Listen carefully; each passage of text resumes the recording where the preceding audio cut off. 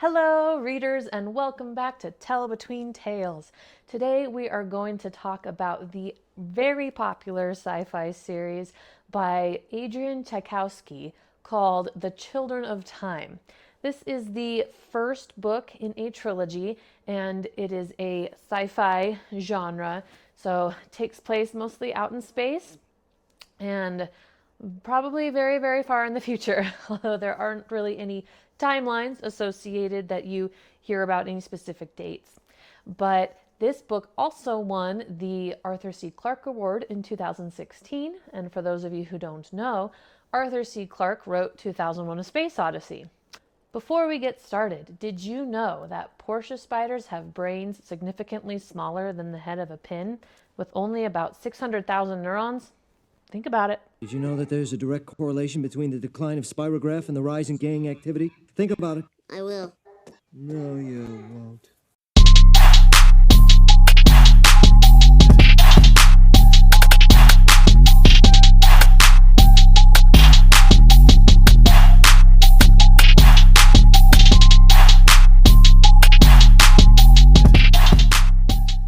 Okay, I am going to keep this review completely spoiler-free, although you will be learning a lot more about the setup of the book than what you get on the back of the book. I thought the back of the book did a really bad job of summarizing what the book was about and getting you interested in reading it. When I picked it up, I almost put it back down and didn't read it because I thought the back of the book was that bad, and that really made it feel like something that had already been done. I was like, oh, there's lots of books that talk about these types of things. And let me just assure you right now, this is not the case. I was totally blown away by all of the new elements that are brought into this book. You can definitely draw parallels and see where Tchaikovsky got some of his inspiration from, but the whole plot line, and there's a lot of really great elements in there that are unique to his story, and let's get into it. We start off about 20 light years away from Earth from the viewpoint of Dr. Kern. Earth has achieved such great spacefaring feats as colonizing the moon, Mars, and many moons inside the solar system. Now, humans are looking outside the solar system at planets in the Goldilocks zone that could potentially support life. The age of the terraformers is rising as humanity reaches its peak and extends its influence ever deeper into space as terraforming teams are dispatched to several planets that show potential to turn them into Earth-like planets and potentially new homes for humans to expand upon. Dr. Kern is pushing the limits of what humans can do, crossing the line between human and God to leave her legacy on the universe. Kern's planet, which has completed the terraforming process, will play host to a new uplift project. Kern plans to create intelligent life. Scientists back home have created a virus designed to make each subsequent generation smarter and better than the last. This virus, known as the Ruskalefi virus, or the Uplift virus, is what Kern plans on injecting monkeys with, and then plans on sending them down to her planet below. One scientist, certainly not Kern, will be held in a stasis pod orbiting the planet, waiting throughout the thousands of years for evolution and the virus to do its work, and wait for the monkeys to gain enough intelligence to reach out to humanity, to their creators. But all is not well. Not everyone believes humans should be playing at God, and many people openly oppose the terraforming projects and the Uplift project most of all. So, of course, plans go awry. In the end, the virus is not picked up by the monkeys, but rather the ported spiders living on the planet. And you thought that fact at the beginning about spiders was just a random weird interjection. Ha ha ha! Got you.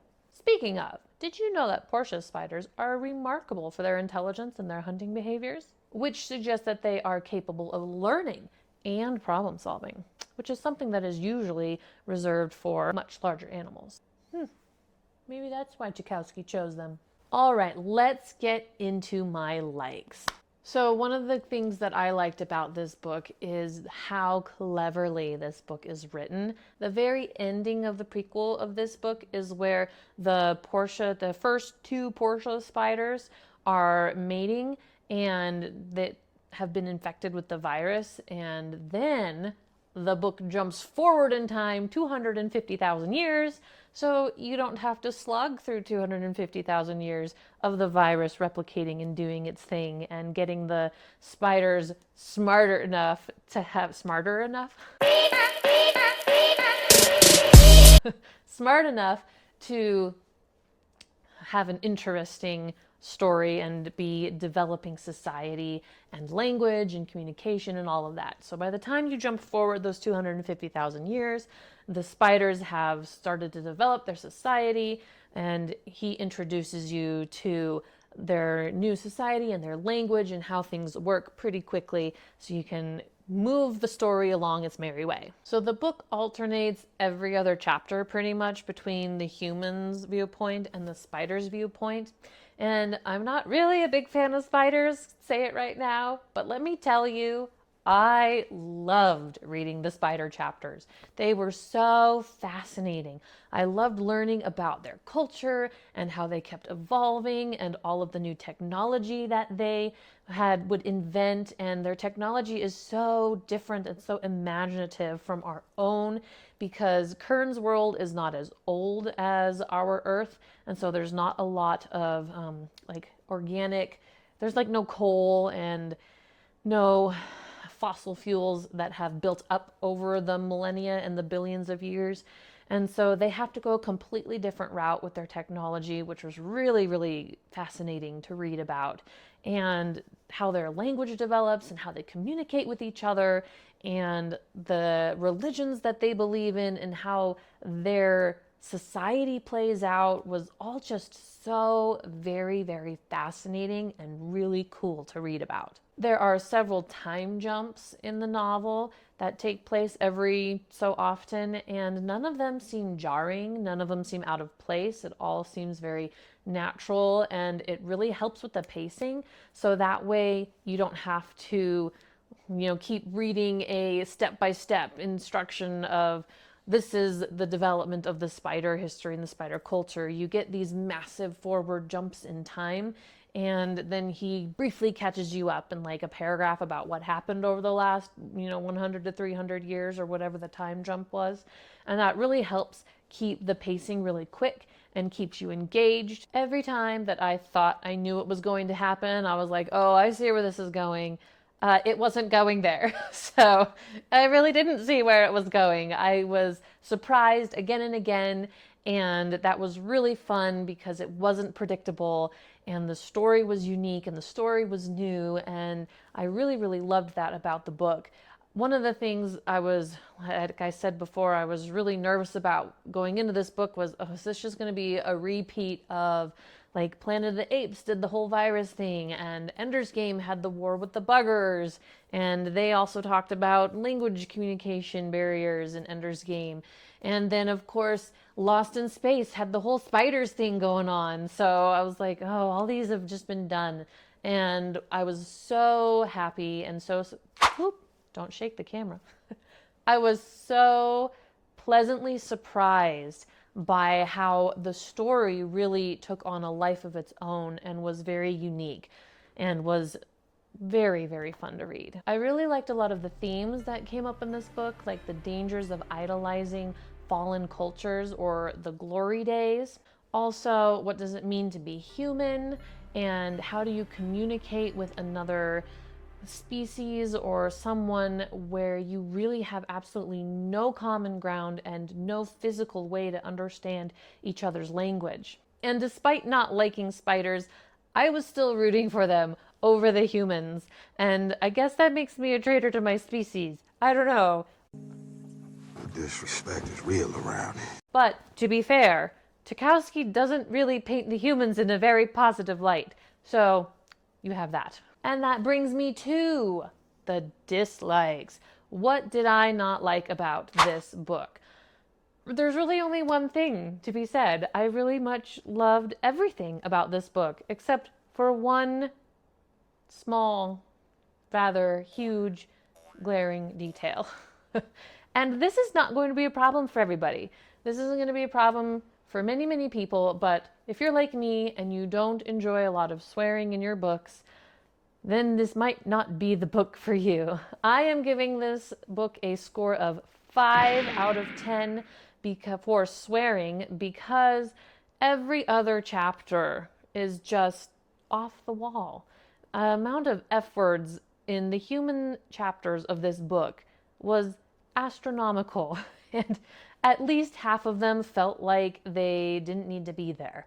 I felt like it was overly bloated and it was unnecessary. I even felt like there were other swear words that could have been used in place of that word, and it was really weird. So I didn't enjoy that. I got a dirty word shaved in the back of my head. What is it with you kids and that word?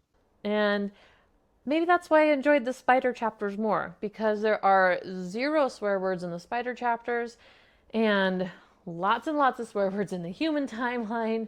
And so since I figure 50% of the book is like perfect and spot on and 50% of the book is really crummy with how, how many swear words are in it, I'm going to have to go ahead and give it a solid 5. 50%. 50% for all the spider chapters. And really, that's probably why I did not DNF this book, because I knew that as soon as I got out of the human chapters and back into the spider chapters, it would be a reprieve, and I wouldn't have to slog through all of that the whole time. So that's really my only one and only criticism of this book, and I'm just going to venture and say I'm right. Yes, of course I'm right. Because the second book and the third book in this series have way, way better language. So I've decided I'm right and that the language wasn't all necessary, because he did take it out in the second and third books. The second book was probably my favorite of the trilogies, just because it was very, very similar in a lot of ways to the first book with a lot of the themes. And it had pretty much almost none of the language, which was fantastic, and I really loved that. But I really loved the storyline and the plot of this one too, and you do have to read this book in order to get to the second book, or you will not understand anything. So don't skip it, but if that is something that is a huge turnoff for you, be aware that that is in there. By the way, did you know that Portia spiders can make detours to find the best attack angle against dangerous prey, even when the best detour takes the Portia out of visual contact with the prey? And sometimes the planned routes leads to abseiling down silk thread and biting the prey from behind. In conclusion, I really loved this adventure. I really enjoyed this book. This was my favorite sci-fi book. The first 2 were definitely my favorites, and I haven't read a sci-fi book that I have enjoyed this much since I finished up Ender's Game. But the real question that everybody's asking is, will the ever-popular Red Rising trilogy beat this trilogy's spot as my third favorite sci-fi, or will it be able to hold its place? Only time will tell. We will see. Red Rising is coming up quickly on my reading list. As my turn has come up in the Libby app, my hold wait is over. However, at the same time, Brandon Sanderson's Way of Kings is also available. So that is a dilly of a pickle. I guess I'll have to decide which one to read first, and Sanderson might win. But thanks as always for watching. Please make sure to like and subscribe down below. Let me know if you choose to pick up this book. Let me know what your favorite sci-fi books are, and I will see you next time.